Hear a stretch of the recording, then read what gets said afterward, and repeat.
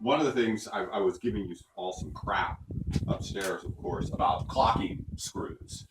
And clocking screws is something that once you see, and you're like, oh, that's interesting, and then you're doomed for life because you can't unsee it. So what happens with clocking screws is when you can line up the notch in the screw head with so that it's parallel with the grain right there. It shouldn't be across the grain. It should be actually parallel with the grain. That's the super double anal retentive way to do it. How do you do this without snapping off the head? You can do it.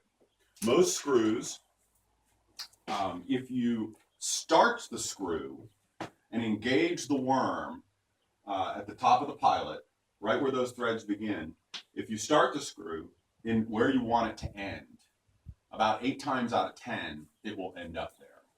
And so if you start them like that, but if it doesn't, then and it ends up like so this is 12 o'clock. If it ends up at 2 o'clock, then the next one you can start at 10 o'clock, and you'll hit it because they're manufactured. And so if you put it down in the same lane in the same manner, do the same thing over and over again, you'll get into a rhythm where you can hit that.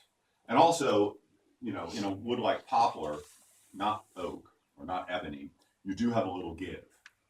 You can over tighten the screw just a tad to make it fit. But that's kind of the secret. What gunsmiths do, which is fascinating to me, is their screws don't look like this.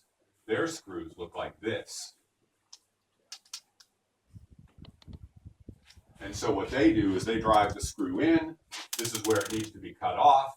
They make a little mark, and then they cut it off, and they file a new slot to hit it every time. So that's like firing an arrow at a barn and then throwing a bullseye around it. Genius. So that's how they do it. We can't do that.